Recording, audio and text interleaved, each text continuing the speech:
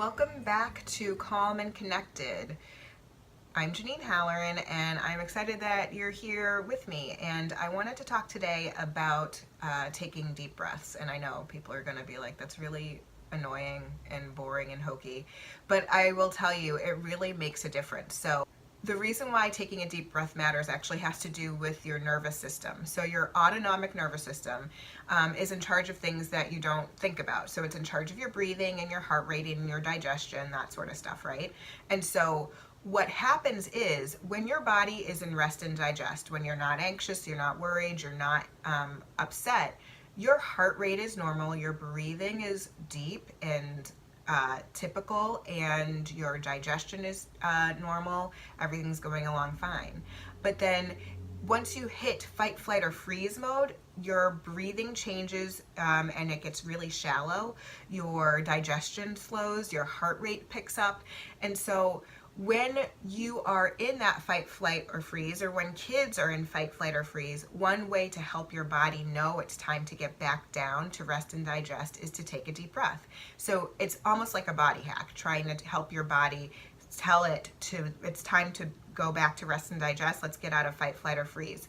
It doesn't happen super quickly, but it's one of the first things I have kids do when they are having an anxiety attack, when they are feeling very overwhelmed and very stressed out, is to start by taking those deep breaths, because your brain shuts off when you are in fight, flight, or freeze. You are in panic mode, and so you want to try and get back down to rest and digest. And one of the best ways to try and initially start that is to start by taking a deep breath. So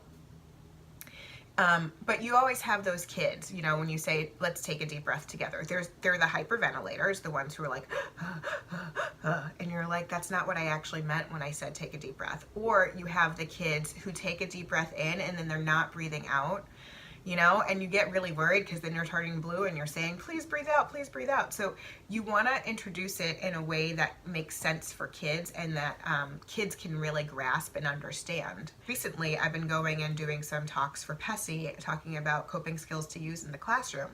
And I do spend an entire section on deep breathing.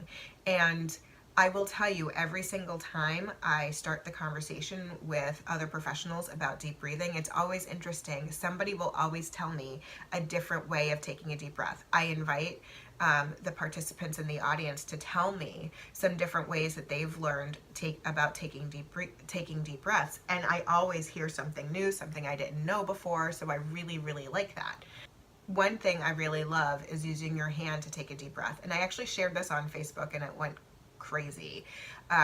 So it's really super easy to do. So you put your hand out and then you take your index finger of your other hand and you just trace your hand. And as you're tracing the outside of your thumb, you take a deep breath in. And as you're tracing the inside of your thumb, you take a deep breath, you let that deep breath out.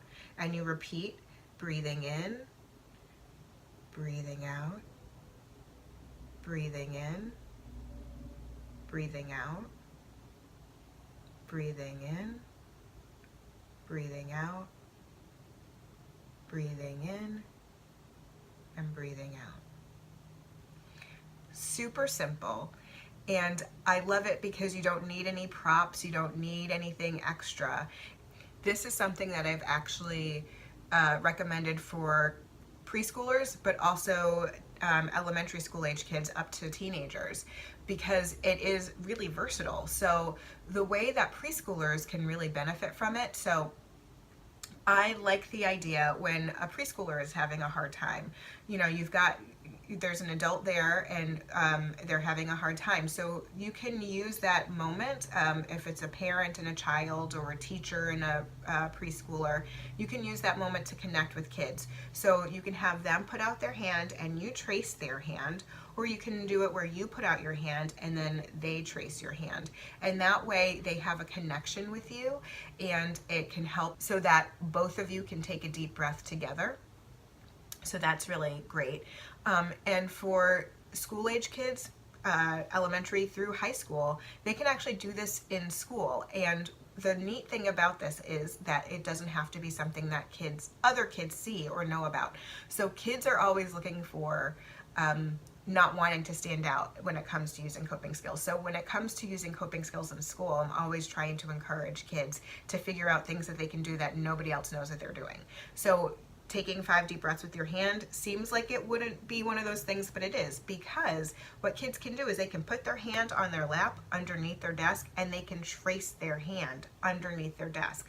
Now, and other kids in the class won't know what they're doing, but this is a way that they can take deep breaths in the classroom. It's a structured way that they can do it, but then it gives them an opportunity to be able to have those deep breaths to help them calm down. There are so many ways to take a deep breath.